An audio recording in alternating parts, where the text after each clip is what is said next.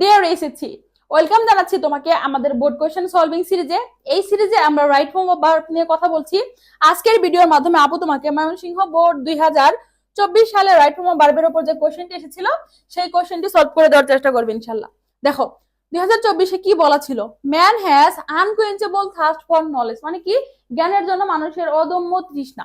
এরপর দেখো he is never satisfy what with what he already know and C.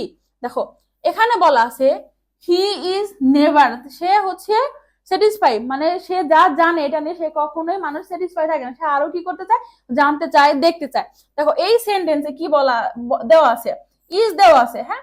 এরপরে হচ্ছে আরেকটা ভার্ব আছে, অর্থাৎ একটা হচ্ছে আমার অক্সিলারি আছে আর একটা মেইন ভার্ব আছে। তো যখন এরকম থাকবে এটাকে আমরা কি প্যাসিভ ধরে নিই, তাই না? তাহলে আমরা এখানে কি লিখবো, হি ইজ নেভার স্যাটিসফাইড।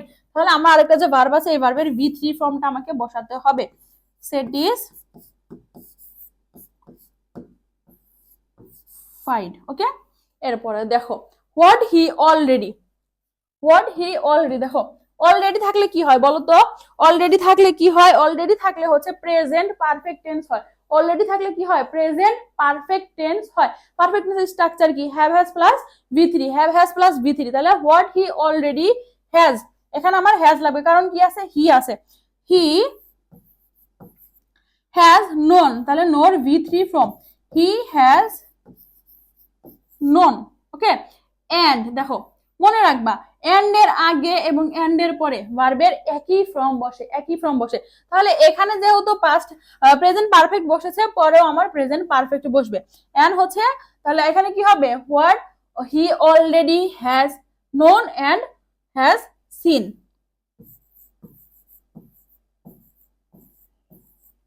এরপর দেখো কি বলেছে, ন্যাচারালি স্বাভাবিকভাবেই হি ওয়ান্ট টু নো, সে কি করতে চায়? সে জানতে চায়। সে কি করতে চায়? সে জানতে চায়। তাহলে দেখো হিটা কি আছে? থার্ড পারসন সিঙ্গুলার নাম্বার আছে না? তাহলে ওয়ানটা কি হয়ে যাবে? ওয়ান্টস হয়ে যাবে। ওয়ানটা কি হয়ে যাবে? ওয়ান্টস হয়ে যাবে। এর সাথে এস বাই এ যুক্ত করে দিলাম। ওয়ান্টস টু নো, সে কি করতে চায়? জানতে চায়। এন্ড আছে দেখো, and see more and more, সে আরো বেশি দেখতে চায়। মনে রাখ আমি কি বললাম একটু আগে, এন্ড এর আগে পরে একই ফর্ম বসে। এন্ড এর আগে কি আছে? বেস ফর্ম আছে নো, তাহলে পরেও হয়ে যাবে বেস ফর্ম সি।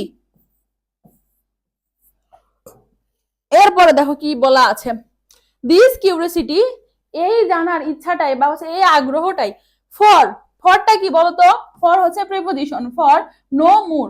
দেখো মনে রাখবা ফর অর্থাৎ প্রিপোজিশনের পর সবসময় ভার্বের সাথে আইনজে যুক্ত হয়, এক্সেপ্ট কি টু ব্যতীত। তাহলে আমরা এখানে কি লিখবো? নোটাকে করে দিব হচ্ছে নোয়িং। নোটাকে কি করে দিব? নোটাকে নোয়িং করে দিব। Knowing more has inspire him.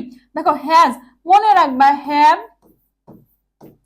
Has এরপর হচ্ছে হ্যাড, এগুলোর পরে হচ্ছে সবসময় V3 ফর্ম বসে।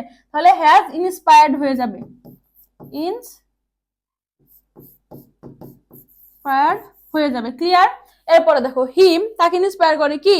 Undertake and carry out difficult. দেখো তাকে ইন্সপায়ার করে, কি ইন্সপায়ার করে? কি undertake and carry out difficult and dangerous task. তাকে হচ্ছে আরো কঠিন টাস্ক নিতে, যে সে হচ্ছে গুহায় যাবে, পাহাড়ে যাবে, অনেক জায়গায় যাবে, এরকম হচ্ছে ডিফিকাল্ট টাস্ক নিতে তাকে কি করে? উৎসাহ দেয় বা ইন্সপায়ার করে। তাহলে ইন্সপায়ার হিম, তাহলে আমরা এখানে কি লিখবো? Two undertake. কি লিখবো? নিতে অর্থে আমরা এখানে লিখবো হচ্ছে টু আন্ডারটেক। ওকে, এরপরে দেখো এরপর আবার এন্ড আছে না? তাহলে আমরা এখানে এন্ড এর পরে কি লিখলাম? আন্ডারটেক। তাহলে এন্ড এর আগে লিখলাম তাহলে এন্ড এর পরে আমরা এখানে লিখবো ক্যারি আউট।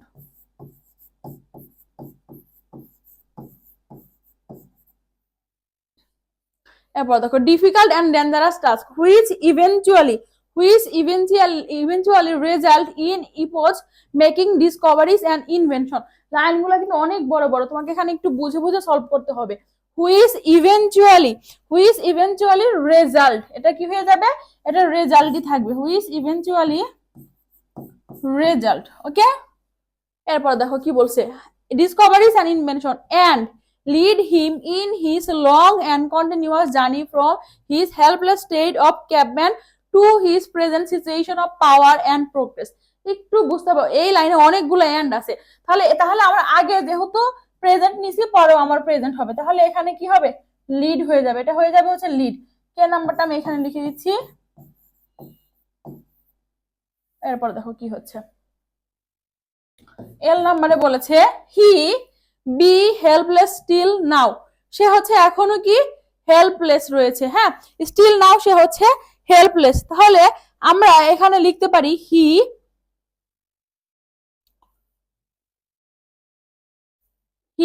হ্যাড বিন, এখানে আমরা আনবো হচ্ছে হি হ্যাড বিন, স্টিল নাও আছে, তাহলে আমরা এখানে লিখবো he had been still now he would not have, আবার এখানে কি আছে, হ্যাভ আছে, আমরা জানি লিখেছি হ্যাভ হ্যাজ এর পর ভার্বের ভি থ্রি ফর্ম বসে, তাহলে হ্যাভ এর পর বি এর ভি থ্রি ফর্ম কি হয়ে যাবে বলতো, বিন হয়ে যাবে, বির ভি থ্রি ফর্ম কি হয়ে যাবে, বিন হয়ে যাবে, বিন। তাহলে এখানে আমরা কি লিখলাম, আমরা হচ্ছে বি এর ভি থ্রি ফর্ম বিনটা দিয়েছি।